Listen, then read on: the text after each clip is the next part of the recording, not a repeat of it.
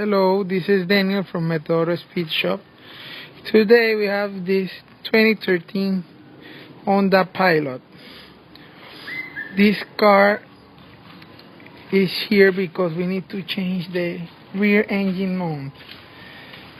I'm doing this video because I've seen nobody in YouTube doing it. They show you how to change the front one, but the rear one is the problem. I have already done the job before. Unfortunately, the mount was defective and I'm gonna change it again. So I'm gonna guide you through the easiest way possible to do this job. Okay, first thing, very important, you have to leave the car as high as possible because you need to fit completely behind the car in order to get to the screws from the rear mount. You will need to get to them from the top and from the bottom, so you have to get it as comfortable as possible in order for the job not to be so difficult. This is the new mount. You have 4 screws in the bottom. You know it's the rear one because it has the sensor facing backwards. It has the space for the bolt that goes to the engine, and these bolts that hold a bracket that covers the mount. Okay, working out, this next thing you have to do is to clear some space in order to get your hand down here. You need to take off this air intake. You need to take off the battery, the filter holder with the hose, and a couple of hoses down there, and also the engine cover that will give you a little bit of more space. I already removed the battery tray, the intake, the filter box, the engine cover.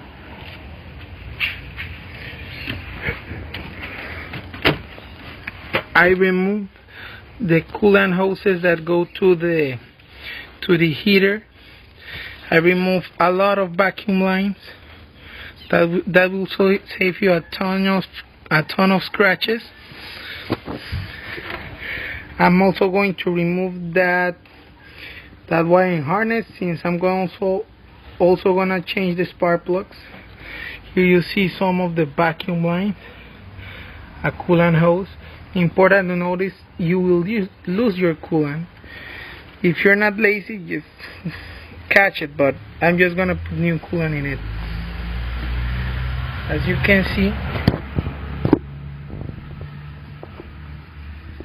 you already see the 17 millimeters bolt that holds the mount cover.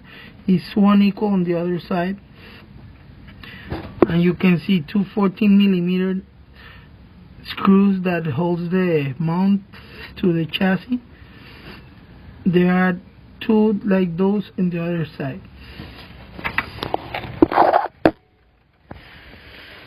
Okay, to start taking apart the mount, you will need the following tools: a 1/2-inch ratchet, a couple of 1/2-inch extensions, a 1/2-inch universal joint. You will need a 9/16 or 14 millimeter short socket and a long one, and a 17 millimeter socket and a 14 millimeter wrench. Okay, remove the mount. The first thing you have to do is remove the 17 millimeter nuts that will hold a bracket that protects this part, that is the one that bolts to the engine. The second thing you're gonna do is use the 14 millimeter wrench to get the screw that locates this to the engine, and then you have to struggle with the base of the mount. You have 4 14 millimeters screws that hold to the cross member. I want you to see the location of the extensions with the 17 millimeters.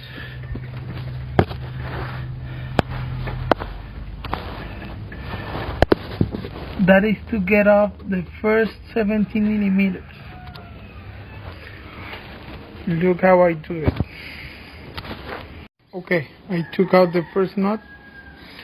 The next thing to do is you lift a little bit this wiring harness and you put through there the extensions in order to get the next 17 millimeter bolts out. Here's the bracket I was talking about. There are the two 17 millimeter nuts. Now comes the trickiest part of this work. You have to take the 14 millimeters wrench and unscrew this one, the screw that goes here that secures the mount to the engine. The only way to do it is by hand. There's no space for a ratchet, so it will take a couple minutes and lots of patience. Okay, now I'm underneath the car. You have to jack up the engine from the rear. In this case, this one is 4-wheel drive, and I'm jacking it from the transfer case. You do this in order to gain a little space to lose the bolt that goes from the mount to the engine. If not, you won't have space to put the wrench. Okay, this part's really tricky. That's the position you get of the wrench. And you have to do it with a lot of patience because there's not much space. This is the bolt that holds the mount to the block. Now I'm gonna get the 4 bolts that are on the base of the mount. I'm not gonna show that. It's about the same procedure as the 17 millimeters. You will approach 2 on this side and 2 on this side of the harness. Okay, I got out the bolt from this side, and I found an even practical way to approach on this side. First, I removed the 3 coils from the back to gain a little bit more of space. I have already attached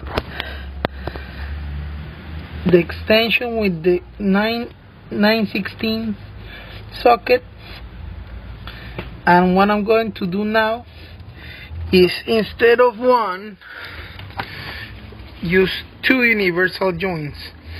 That should make the job easier. Okay, different approach. I got out the bolt from the front of the passenger side, but the rear one is almost impossible to get with the extensions. So what you do is, from the bottom of the car, you put the 14 millimeter wrench and you do it by hand. I'm only missing that one. Finally got the 4 bolts out. Okay, there's another reason I removed all those hoses and those vacuum lines. The only way out for that mount is around here. Okay, here's the mount. It's totally damaged.